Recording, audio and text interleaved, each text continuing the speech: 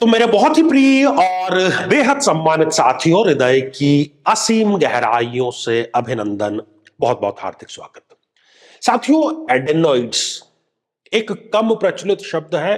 हिंदी बोलने पढ़ने वाले लोग इसको नहीं जानते हैं, लेकिन जो बालक या बालिका इससे पीड़ित है उसके माता पिता इस शब्द से बहुत अच्छी तरीके से वाकिफ हैं। एडेनॉइड्स साथियों, हमारे नाक और हमारे गले, इसके बीच में जो ग्रंथि है, उस ग्रंथि का फूल जाना, मेडिकल साइंस की टर्मिनोलॉजी में उसको एडेनॉइड्स कहते हैं। और जब ये ग्रंथि फूल जाती है तो जो बालक या बालिका है वो नाक से श्वास नहीं ले पाता और बहुत पीड़ादायक स्थिति होती है। मुंह से उसको श्वास लेना पड़ता है।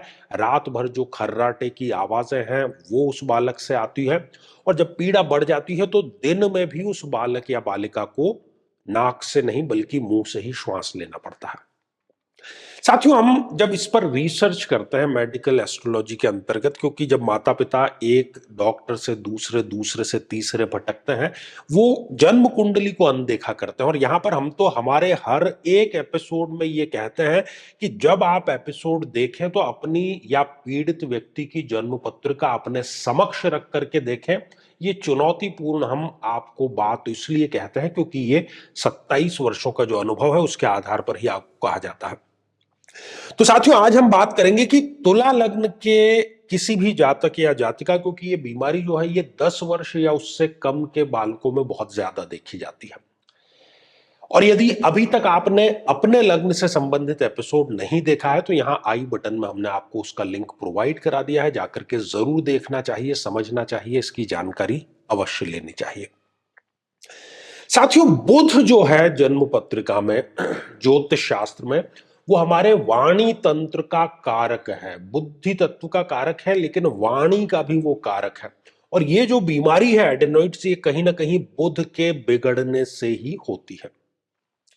साथियों, वैसे तो तुला लग्न की जन्म पत्रिका में बुध एक अति योग कारक ग्रह होता है, लेकिन यदि कुछ स्थितियां हो तो वो ये इस प्रकार की बीमारी उस जातक या जातिका को अवश्य दे देता है। सबसे पहला, यदि नीच राशि के होकर के बुध देव इस छठे भाव में विराजमान हो जाए तो ईएनटी से संबंधित, श्वसन तंत्र से संबंधित, और जिसकी हम एडेनॉइड्स की बात कर रहे हैं, वो बालक या बालिका को बहुत पहले ही उसके जो शुरुआती लक्षण है, सर्दी, जुकाम, खांसी, बुखार, बार बार बीमार होना, वो बचपन से ही, जब वो नवजात अवस्था में होता है तब से ही उसमें देखने को हमें मिल जाते हैं। साथियों, यदि बुध देव इस अष्टम भाव में विराजमान हो तो ये एडेनॉइड्स की समस्या बहुत गंभीर, बहुत सीवियर, एक क्रॉनिक डिजीज का रूप धारण कर लेती है। इसके साथ ही यदि बुध स्वग्रही होकर के 12th हाउस में विराजमान है तब भी यह समस्या उस बालक या बालिका में अवश्य देखने को मिलती है, खासतौर पर बुध की दशा या अंतर दशा। साथियों, इन स्थितियों के अतिरिक्त आप देखिए कि बुध जो है कहीं वो जन्म पत्रिका में 0 डिग्री के या 28, 29 जैसी अंतिम डिग्रियों के हो गए हैं तब भी वो ये समस्या देता है। 0 डिग्री एक नवजात शिशु के बराबर हम मान सकते हैं ग्रह को, और 28, 29 डिग्री का ग्रह है तो वो वयोवृद्ध की श्रेणी में आ जाता है। और जैसे कि हम देखते हैं कि एक नवजात शिशु हो या वयोवृद्ध व्यक्ति हो, दोनों ही अपने रोजमर्रा के कार्यों के लिए दूसरों पर निर्भर होते हैं। तो बुध यदि 30 डिग्री का है तो वो परिणाम नहीं दे पाता है और श्वसन तंत्र को, नासिका तंत्र को वो पूरी तरीके से डैमेज करने का जो कार्य है वो कर देता है। साथियों, इसके अतिरिक्त यदि बुध देव पूर्ण रूप से अस्त अवस्था में है, सूर्य के बहुत क्लोज कंजक्शन में आ गए हैं, तब भी बुध जो है वो वाणी से संबंधित किसी न किसी प्रकार का विकार बालक या बालिका को अवश्य दे देता है। साथियों, इसके अतिरिक्त यदि बुध इस जन्म पत्रिका की यदि बात करें तो यदि मंगल के साथ में कहीं भी विराजमान हो, आप देखिए कि जन्म पत्रिका में बुध और मंगल यदि किसी भी भाव में एक साथ में विराजमान है तो वाणी तंत्र की समस्या तो वो देता ही है, साथ ही वो कोई ना कोई रक्त विकार भी इस बालक या बालिका को अवश्य देता है।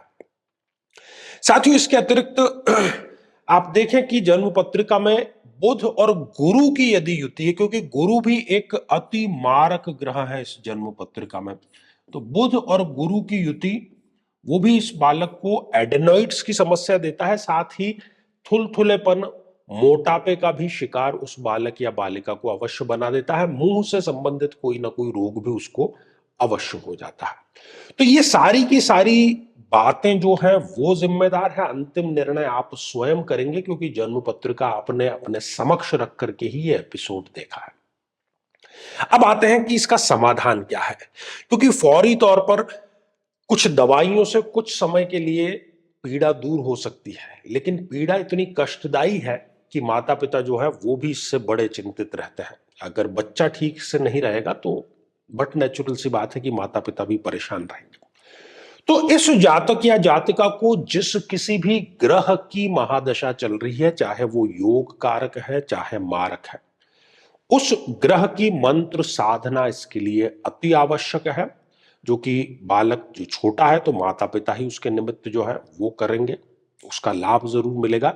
और अभिमंत्रित जल का इनको नियमित रूप से सेवन अवश्य कराना चाहिए। तो साथियों, ये श्रृंखला हमारी आगे भी जारी रहेगी। अब सूचना यही है कि यदि आप भी चाहते हैं कि आपकी कुंडली का संपूर्ण विश्लेषण हो, समस्या का समाधान हो, तो आगामी समय में मैं स्वयं इन शहरों में उपस्थित रहूंगा। आप समय लेकर के मिल सकते हैं या फिर टेलीफोनिक या वीडियो कॉल के माध्यम से भी जुड़ सकते हैं। तो आज के लिए केवल इतना ही, और इसी मंगल कामना के साथ में कि आप सभी स्वस्थ, समृद्ध और शांतिपूर्वक जीवन व्यतीत करें। नमस्कार साथियों, कई वर्षों के जन्म पत्र का अध्ययन और लाखों कुंडलियों के अध्ययन के बाद हम ये कह सकते हैं कि यदि किसी की जन्म पत्रिका में शुक्र पीड़ित है तो उसको इस ग्रह की महादशा में इन 9 लक्षणों का, इन 9 कष्टों का, पीड़ाओं का अवश्य सामना करना पड़ता है। व्यक्ति को चाहते हुए भी शारीरिक सुख मिल ही नहीं पाता है। किसी ना किसी प्रकार का गुप्त रोग उसे सदैव बना रहता है। भौतिक सुखों को व्यक्ति चाहते ना चाहते हुए भी उठा ही नहीं पाता है। गुर्दे अर्थात किडनी का कोई ना कोई रोग होना, बहनों को स्त्रीजन्य रोग होना, व्यक्ति अपनी हैसियत से ज्यादा फिजूल खर्ची में खर्च जरूर करता है, दाम्पत्य जीवन में तलाक तक की स्थिति उसके बन जाती है, व्यक्ति वासनाओं के प्रति कुंठित ही रहता है, और बड़ी चीज कि शादी योग्य उम्र होते हुए भी व्यक्ति का विवाह ठीक समय पर संपन्न नहीं हो पाता। लेकिन साथियों, यदि आप भी इन सभी कष्टों से स्थायी और सटीक मुक्ति प्राप्त करना चाहते हैं तो उसका तरीका है इस ग्रह की महादशा मंत्र साधना दीक्षा, जो विशेष रूप से आपके नाम, आपकी जन्मतिथि के अकॉर्डिंग की जाएगी। और गुरु दीक्षा के माध्यम से अभिमंत्रित माला भी आपको प्रदान की जाएगी, ताकि न केवल ये सारे कष्ट दूर हों, बल्कि ये पूरी की पूरी महादशा आपके लिए शांतिदायक और सुख समृद्धिदायक साबित हो।